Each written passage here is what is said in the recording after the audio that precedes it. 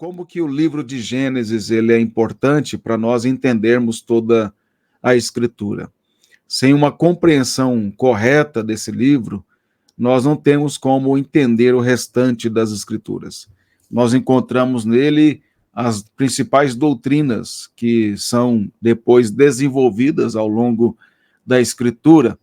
E aí, Gênesis é o livro realmente das origens, do início de tudo, não só da criação de todas as coisas, não só do pecado, da queda, também da promessa redentora, mas de todas as principais doutrinas que, ao longo dos demais livros, eles vão sendo expandidos, vão sendo cada vez mais, dando mais e mais informações a respeito dele. Nós vimos que, desde o começo, nós temos ali em Gênesis, capítulo 1, 2 e 3, nós temos a promessa a respeito da consumação, da vinda do Senhor Jesus, nós temos a promessa da justificação pela fé, ou seja, nós temos ali também a doutrina da Trindade sendo revelada de forma embrionária naquele texto, ou seja, nós temos essas doutrinas maravilhosas sendo ali expostas e elas sendo expandidas ao longo de toda a Escritura. Mas o meu foco tem sido nas últimas oportunidades com relação à aliança, e eu venho mostrando para vocês que a aliança que Deus fez, ela é feita já no jardim no Éden. Deus já fez esta aliança com Adão, o primeiro representante. E esta aliança, ela vem sendo confirmada ao longo do tempo, através do Senhor, usando mediadores. E aí nós temos ali Deus fazendo uma aliança unilateral com Adão. Nós vemos que ele estabelece com Adão como deveria ser esse relacionamento. Por quê? Porque Deus faz isso. Porque ele é o rei, ele é o soberano, ele é o criador dos céus e da terra. E então Adão era o servo dele, e como servo deveria obedecê-lo, deveria andar conforme os critérios que o próprio Deus estabeleceu. Sendo assim, a aliança que Deus fez no jardim era uma aliança unilateral. A expressão unilateral significa que é apenas um lado que estabelece essa aliança, que coloca as condições desta aliança para que o outro obedeça. É a ideia de, no passado, existia um povo chamado Hitita. Esses hititas, eles tinham lá, isso é do período lá dos patriarcas, é bem antigo, eles tinham lá um critério de aliança onde o suzerano, que era o rei, o senhor da terra, ele estabelecia uma aliança com os seus vassalos, que são os servos. E aí esses servos, esses vassalos, eles deveriam obedecer à aliança que foi feita com eles, e como recompensa disso, eles eram protegidos, eles eram alimentados, eles eram sustentados, e caso eles desobedecessem essa aliança, eles eram amaldiçoados, eles recebiam as punições por causa da sua desobediência. Deus utiliza desse cenário, desse entendimento de aliança, já no período dos patriarcas, para mostrar a sua própria aliança. Na verdade, é a aliança que Deus fez com Adão que vai servir de modelo para os hititas e para outros povos posteriores. Óbvio que sim, porque cronologicamente Deus fez aliança primeiro com Adão, que é o primeiro homem da humanidade, mas depois da queda do homem, esta aliança que Deus fez, ela vai sendo adaptada e interpretada pelas civilizações que vão surgindo ali após a queda. Depois nós temos o dilúvio, aí um reinício da humanidade através de Noé e a sua família, e a humanidade formada a partir dos 3 filhos de Noé também vão interpretar esta aliança, e cada um interpretando dentro do seu conceito de civilização e afetado pelo pecado. O que eu quero dizer é que o conceito de aliança não é o homem quem inventou. Quem inventou a aliança foi o próprio Deus. O homem distorce a aliança, o homem adapta a aliança e assim por diante. Mas o que importa realmente para você saber aqui é se no livro de Gênesis, no capítulo 1 e 2, nós temos ali se nós temos os elementos de uma aliança. Será que nós encontramos os aspectos de uma aliança. A aliança, ela tem que ter as partes, ou seja, tem que ter duas partes. Uma aliança, ela tem que ter condições, então, critérios para que ela seja cumprida, estabelecidas no caso aí, pelo rei aos seus servos. A aliança precisa de ter promessas e a aliança precisa ter punições. Então, ela precisa ter as partes que a envolve, ou seja, tem que ter duas partes, obviamente.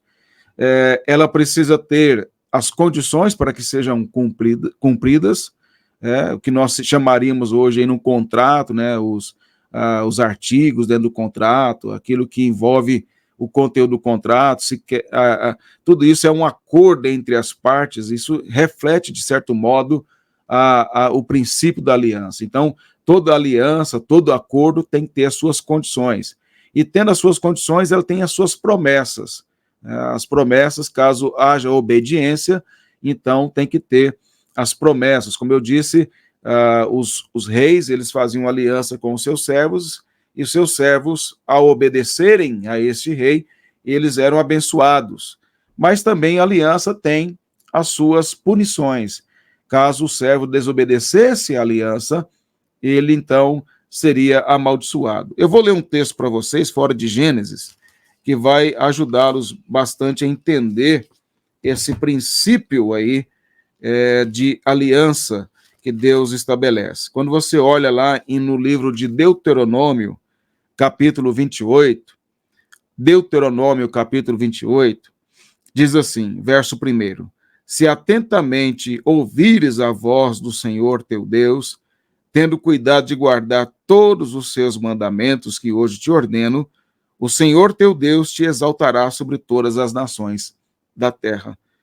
Veja só, o texto diz que se o povo de Israel ouvisse e obedecesse à voz do Senhor e guardassem os seus mandamentos, eles seriam abençoados, eles seriam exaltados entre as nações. Então veja que há uma condição aqui. Quem é que estabeleceu essas condições? Foi o próprio Deus. E quais são as promessas aqui?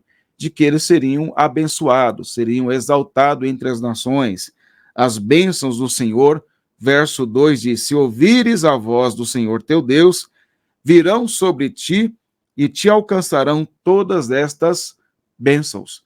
Então, Deuteronômio 28, verso 1 e 2, fala que se o povo ouvisse a voz do Senhor, se obedecesse à voz do Senhor, guardassem os mandamentos, eles seriam abençoados. E aí as bênçãos que decorrem dessa obediência à aliança de Deus, à sua voz, aos seus mandamentos, vão até o verso 14.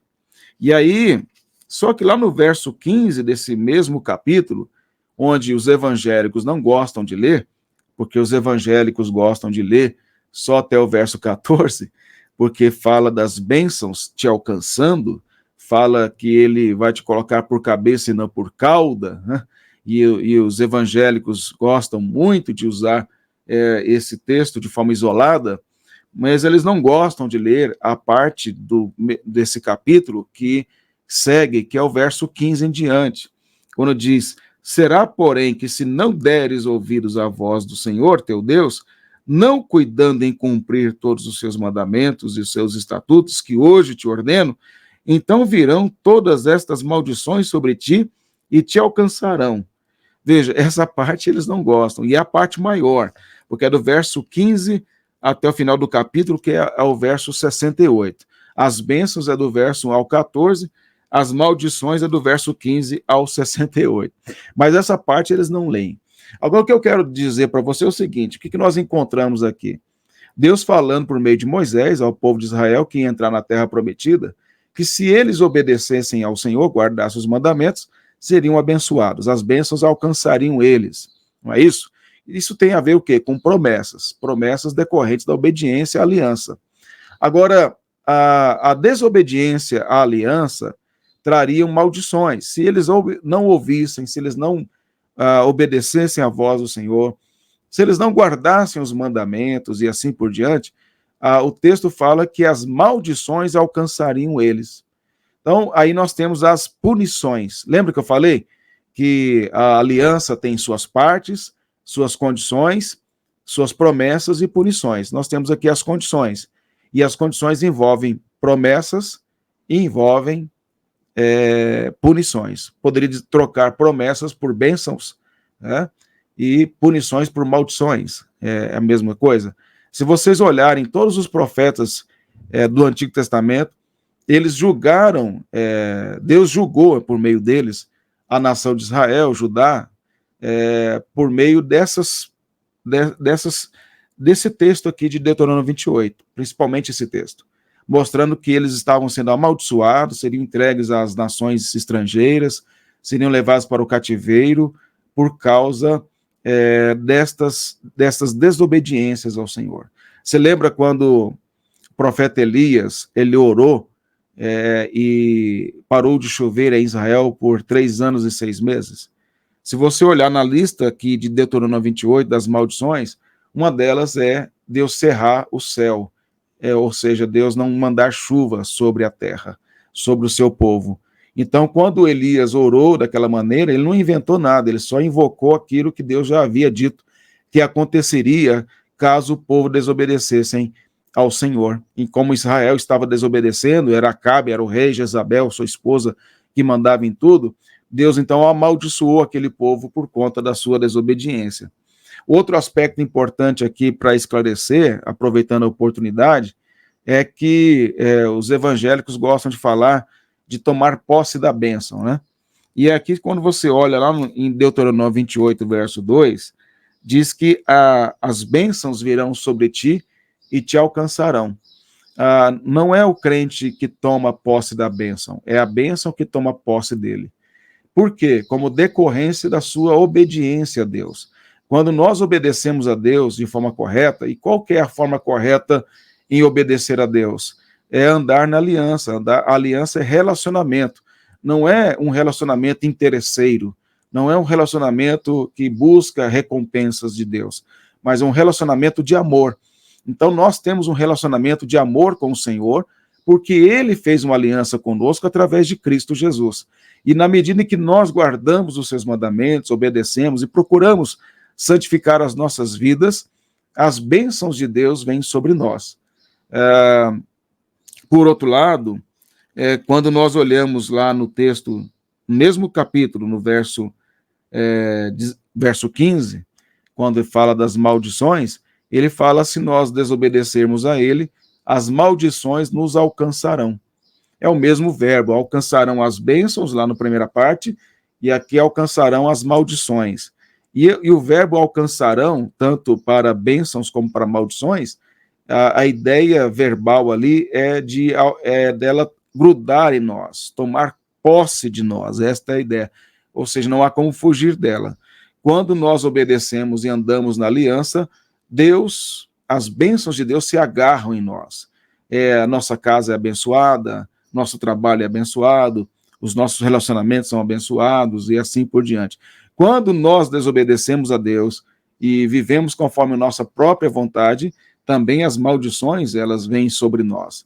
E foi assim que aconteceu com a nação de Israel no Antigo Testamento. A nação de Israel foi rejeitada por Deus porque eles continuamente quebraram a aliança, desobedeceram a aliança, e as maldições vieram sobre eles, ao ponto de eles serem levados para o cativeiro, no caso de Judá, para a Babilônia, terem o templo destruído, mesmo que depois foi reconstruído. Eles foram amaldiçoados, e os profetas Malaquias, por exemplo, Abacuque, falam da sentença contra Israel, ou seja, de uma rejeição absoluta contra a nação de Israel, e o ápice da sua rejeição, ou